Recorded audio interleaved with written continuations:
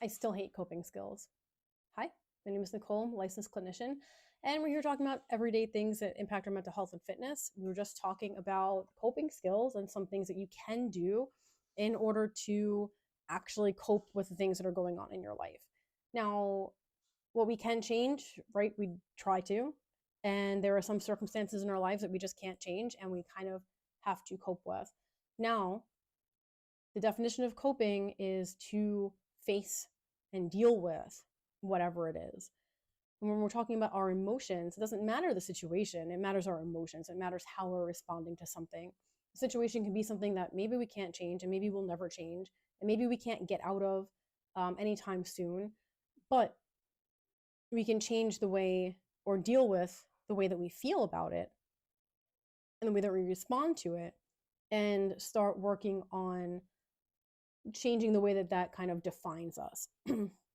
So I actually was going to stop talking about coping skills because I think I beat the horse before.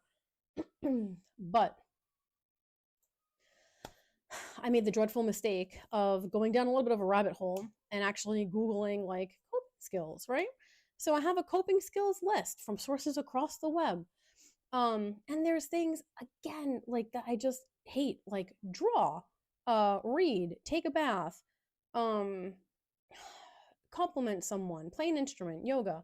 So like a lot of these things, I'm not gonna say all of them, but a lot of this list is again good ways to distract yourself or to help yourself emotionally regulate, but it's not changing anything because you're going to have to keep on utilizing these coping skills in order to like just manage, right? Just like survive essentially.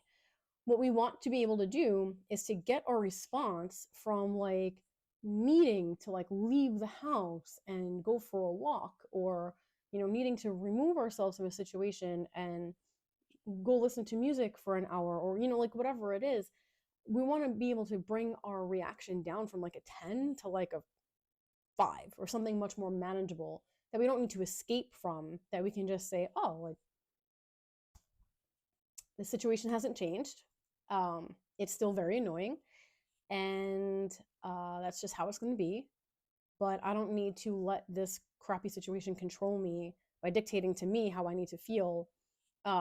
Because then when I start playing into that and feeling this way that like they or the situation kind of like makes me end up feeling, um, then now like your time is no longer your own because now you like have to go and use these coping skills. But if you are actually using real coping skills and kind of challenging some of the thoughts that you're having, like I talked about with the ABC worksheet, things like that, you won't have to actually use them. So things that I do like from this though is, I think this would be better phrased as like a good way to increase or maintain like mental fitness. Things like exercise, deep breathing. It's okay to listen to music. Some people really like when they're feeling kind of down, or like when you're feeling grief or loss or anything like that.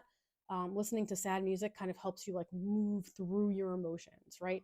If you have a hard time crying, listening to something that's gonna like tug on the heartstrings can help you cry and kind of like purge all of that out. And that is awesome. That's amazing. That is not really a coping skill. Um, but it is a healthy thing because it's kind of like helping you like move through the feeling and the emotion. um Again, exercising, playing sports, getting enough sleep. Let me tell you something. The term "I'll sleep when I'm dead" is another one of my giant pet peeves. And I know that a lot of like first responders and military kind of have that attitude, like, oh, I'll sleep when I'm dead. Or people who are like very, very, very highly motivated, like entrepreneurs or whatever. You hear that a lot, like people who are like workaholics, oh, I'll sleep when I'm dead. Like, well, getting enough sleep is actually really, really, really important. And I'll probably do another video just about sleep because it has an impact on just our general like sense of well-being, mental well-being, which can also impact the way that we respond to situations that happen. Or if maybe on a scale of 1 to 10, like we would like respond at like a 6 normally, maybe if we're not getting enough sleep we'll respond at like a 9 or a 10, and then that kind of snowballs and has other impacts on things. So Um, I highly encourage you for sure, like, look up coping skills. There's nothing wrong with that. But then also kind of think like, okay, like, is this taking me away from my problems essentially? Or is it helping me get to a point where I can then turn and face the issue and face what I'm running away from? So there you go. They're not completely the devil, but I think that the way that they're used commonly, the way that coping skills, the term is used commonly, is definitely not helpful. So, dictionary definitions, we're going with that. Have fun. Pick out what is going to be more effective and more meaningful for you. If you already have some coping skills, think about like, okay, so do I can if I continue doing this type of coping skill, what purpose is it serving me? And is it allowing me to face head on the things that I need to face head on?